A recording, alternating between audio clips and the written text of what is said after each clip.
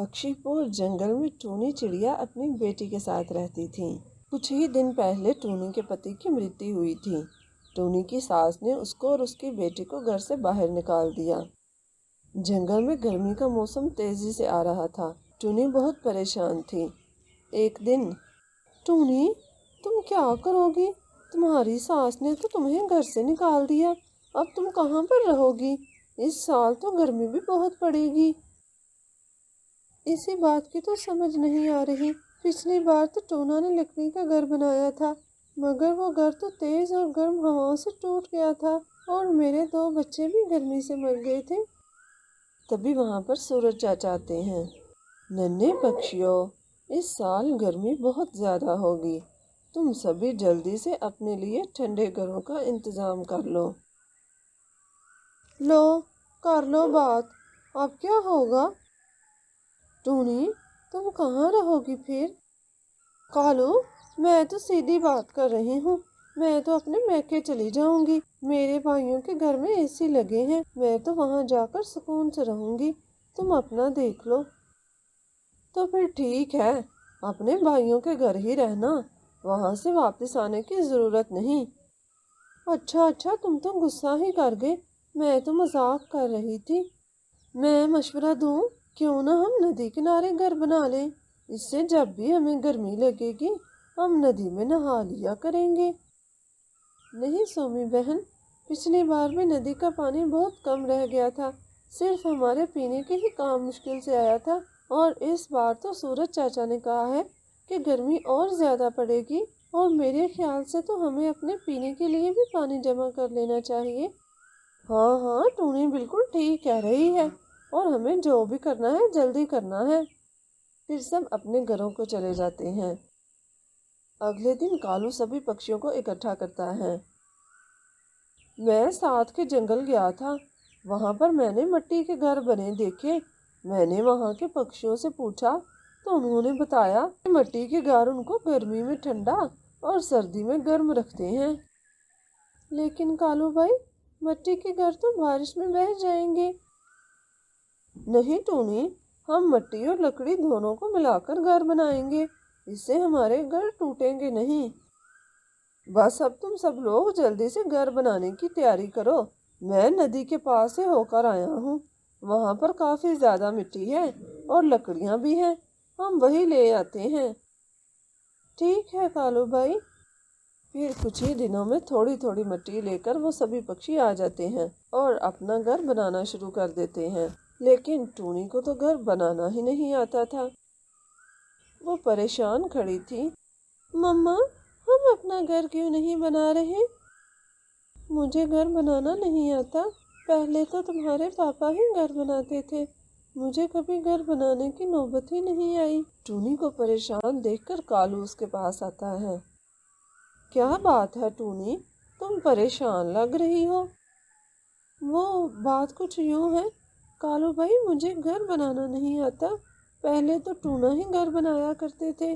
मुझे उन्होंने कभी घर बनाने ही नहीं दिया। कोई बात नहीं, तुम फिक्र मत करो। मैं तुम्हारे लिए घर बना दूंगा और तुम मेरे से घर बनाना भी सीख लेना। फिर कालू ऐसा ही करता है। वो टूनी के लिए एक खूबसूरत सा मिट्टी का घर बनाता है। दूसरे पक्षी भी अपने अपने मिट्टी के घर बना लेते हैं। गर्मियों का मौसम भी आ चुका था। सख्त गर्मी का मौसम भी आ चुका था। उन सब ने अपने लिए मिट्टी के मटकों में पानी भी जमा कर लिया था। मम्मा, हमारा घर कितना ठंडा है।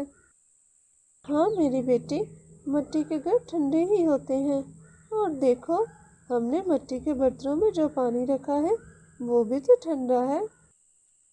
जैसे ही सूरज थोड़ा ढलता, सभी पक्षी इकट्ठे होकर अपने लिए आहार ढूंढने जाते थे। इस तरह वो सभी मिलजुल कर हंसी खुशी रहने लगते हैं। नीलो चिड़िया और टिंकू चिड़ा बहुत हंसी खुशी जिंदगी गुजार रहे थे। उनकी इस जिंदगी में किसी चीज की कोई कमी नहीं थी सिवाय औलाद के। नीलो अक्सर इस बात से बहुत दुखी हो जाया करती थी। नीलो, फिर से क्या सोचने लगी? क्या बात है? किसी ने कुछ कहा है तुमसे? सभी कहते हैं कौन सा किसी एक ने कहा है? क्या मतलब? मुझे बताओ क्या कहा, मैं अभी पूछ कर आता हूँ। इतनी है किसी की मिजाल? सही तो कहते हैं, मैं मनहूस हूँ। इतना सब कुछ होने के बावजूद भी हमारे यहाँ औलाद नहीं। ओह, फिर से तुमने वही बातें शुरू कर दी। तुम लोगों की बातों को दिल पर मत लिया करो। वो हमेशा उसकी डारस बंधाता। नीलो चिड़िया के कुछ ही दूरी पर मोनी चिड़िया और उसकी बेटी टीना रहती थी। इन माँ बेटी की नज़र टिंकू की दौलत और उसके घर पर थी। इन दोनों ने कई बार टिंकू को नीलो के खिलाफ भड़काया। असल में मोनी मौसी ये चाहती थी कि नीलो को टिंकू छोड़ दे और उसकी बेटी टीना से शादी कर ले, ताकि वो और उसकी बेटी उसके घर पर राज कर सकें। फिर एक दिन नीलो गुजर रही थी। कैसी हो नीलो? मैं ठीक हूँ मौसी, आप कैसी हो? मैं भी ठीक हूँ। कहाँ जा रही हो सुबह सवेरे? कहीं नहीं मौसी, अपनी बहन की तरफ जा रही थी। उसके अंडे फूटे हैं ना, तो बस मुबारकबाद देने जा रही थी। अच्छा, है तो खुशी की खबर, लेकिन एक बात कहूँ, अगर तुम बुरा ना मानो तो। जी मौसी कहें, मैं भला आपकी बात का क्यों बुरा मानूंगी? आप तो हमारी बड़ी है ना। देखो, मेरी मानो तो तुम अपनी बहन के यहाँ मत जाओ। तुम्हारे यहाँ खुद तो औलाद है नहीं, कहीं तुम्हारी नहुसत का साया उस बेचारी पर न पड़ जाए। लेकिन मौसी, मैं उसकी बहन हूँ, कोई दुश्मन तो नहीं, और मुझे बहुत खुशी है उसके अंडों की। बात दुश्मनी की नहीं, मैं तो इसीलिए कह रही थी, हमारे बड़े बूढ़े कहा करते थे, ये बातें आगे तुम्हारी मर्जी। मौसी ये सारी बातें जानबूझकर करती थी। सारे जंगल वालों को भी उसने अपने साथ मिलाया हुआ था। नीलो उन सब की बातों से अक्सर बहुत दुखी हो जाया करती थी, लेकिन फिर इस ख्याल से कि टिंकू हमेशा उसके साथ है, वो शांत हो जाती थी। एक दिन नीलो घर पर नहीं थी। मौसी टिंकू के पास आती है। आओ आओ मौसी, कैसी हो?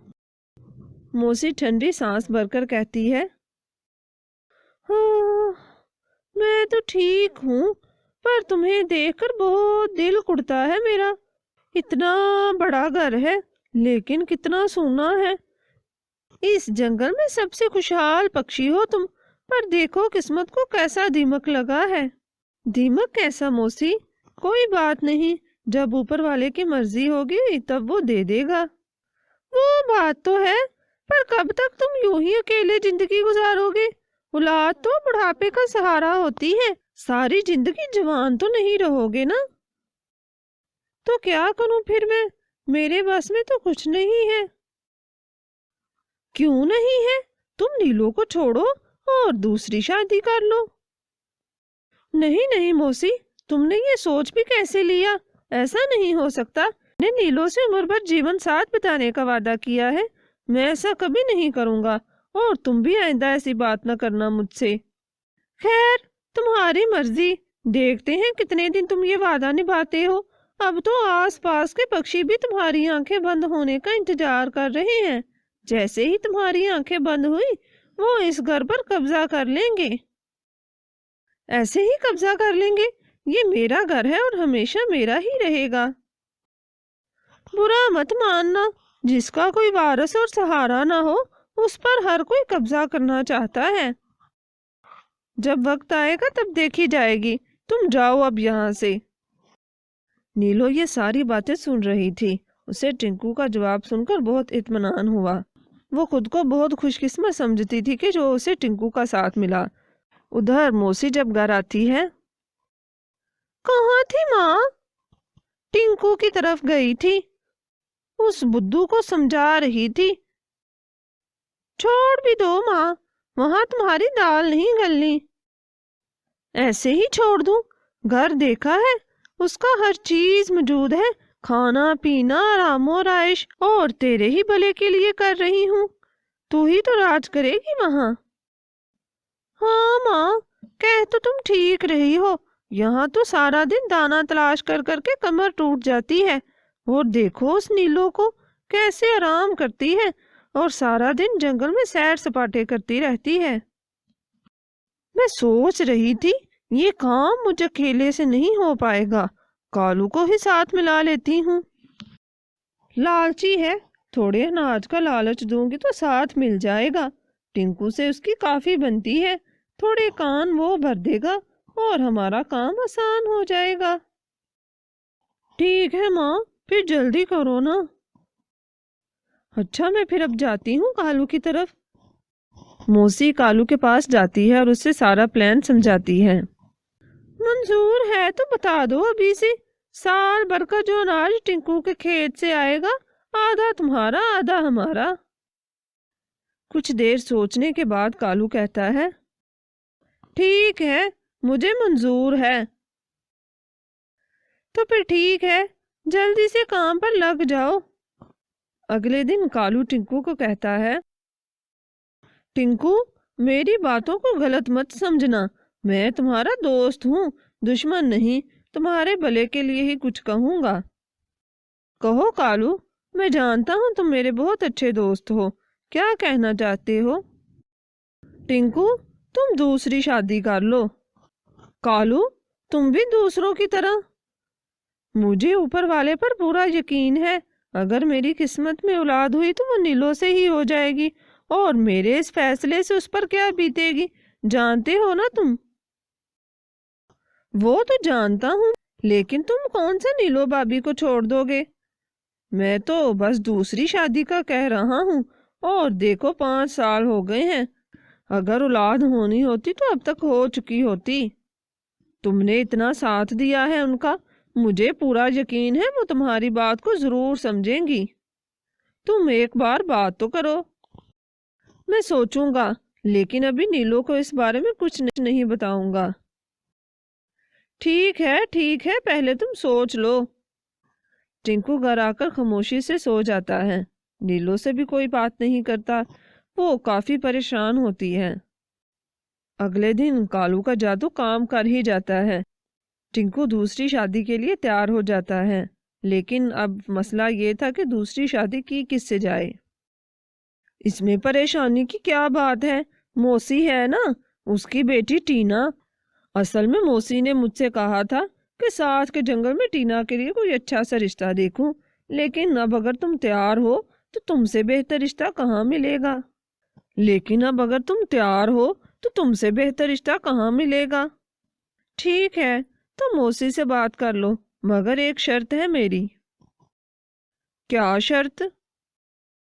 یہی کہ میں نیلو کو کبھی نہیں چھوڑوں گا، اور نہ ہی اس کے رتبے میں کوئی کمی برداشت کروں گا، اگر ان کو منظور ہے تو بتا دینا مجھے۔ ٹھیک ہے، مان جائیں گی وہ۔ اچھا پھر میں شام کو ملتا ہوں، تمہارے پاس خوشخبری لے کر ہی آؤں گا۔ نیلو کی دوست کٹو یہ ساری باتیں سن رہی تھی، وہ جا کر یہ ساری باتیں نیلو کو بتاتی ہے۔ پہلے تو نیلو کو اس کی ساری باتوں پر یقین نہیں آتا، وہ ٹنکو کے آنے کا انتظار کرتی ہے۔ جب وہ گھر آتا ہے تو وہ اس سے پوچھتی ہے ہاں نیلو، یہ بات ٹھیک ہے، دیکھو تم میری مجبوری کو سمجھو اور مجھے غلط مت سمجھنا۔ نیلو بالکل خاموش ہو جاتی ہے، اسے اس بات کا بہت دکھ تھا، لیکن وہ خاموش رہنے کے سوا کر بھی کیا سکتی تھی۔ ادھر کالو بھی موسی کے پاس جا کر ساری بات بتاتا ہے۔ ماں، میں بتا رہی ہوں، میں اس نیلو منحوس کو ہرگز برداشت نہیں کروں گی۔ اچھا ٹھیک ہے، صبر رکھو، یہاں تک مان گیا ہے نا، آگے بھی ساری باتیں ہماری ہی مانے گا۔ کالو، تم ٹنکو کو ہاں بول دو اور شادی کا جلد سے جلد انتظام کرو، میں زیادہ دیر نہیں کرنا چاہتی۔ ٹھیک ہے، پھر میں ٹنکو کو پرسوں شادی کا بول دیتا ہوں، تم لوگ تیاری رکھو۔ پھر اگلے دن کالو ٹنکو کو ساری بات آ کر بتاتا ہے۔ جب نیلو کو پتہ چلتا ہے کہ ٹنکو کی دوسری شادی موسی کی بیٹی ٹینا سے ہو رہی ہے تو وہ ساری بات سمجھ لیتی ہے۔ نیلو کی دوست صرف کٹو ہی اس کے پاس تھی۔ ٹنکو اور ٹینا کی شادی طے پا جاتی ہے۔ جنگل کے سبھی باسی شادی میں مصروف تھے، ادھر ساری تیاریاں مکمل تھیں، بس 7 پھیرے لگنے ہی والے تھے کہ کٹو وہاں پر آ جاتی ہے۔ ٹنکو بھائی جلدی گھر چلیں۔ کیوں کٹو بہن، کیا بات ہے؟ نیلو تو ٹھیک ہے نا؟ ہاں ہاں ٹھیک ہے، آپ کے لیے خوشخبری ہے، نیلو نے ایک انڈا دیا ہے۔ کیا تم سچ کہہ رہی ہو؟ میں ابھی جاتا ہوں۔ ٹنکو شادی وہیں چھوڑ کر نیلو کے پاس چلا جاتا ہے۔ موسی اور اس کی بیٹی تو اس کا راہ تکتی رہ جاتی ہیں۔ اس کٹو منحوس کو بھی ابھی آنا تھا۔ موسی، میرے حصے کا کیا بنے گا؟ کون سا حصہ؟ جب شادی ہی نہیں ہوئی تو حصہ کیسا؟ ٹنکو نیلو سے جا کر معافی مانگ لیتا ہے، وہ بھی اسے معاف کر دیتی ہے، کیونکہ وہ جانتی تھی کہ ٹنکو موسی کے جال میں آ گیا تھا۔ اس کہانی سے ہمیں یہ سیکھ ملتی ہے کہ کبھی بھی دوسروں کی باتوں پر وشواس کر کے ہمیں اپنا گھر خراب نہیں کرنا چاہیے۔ ہر حال میں اوپر والے پر ہی بھروسہ رکھنا چاہیے، کیونکہ اس کے گھر میں دیر ہے اندھیر نہیں۔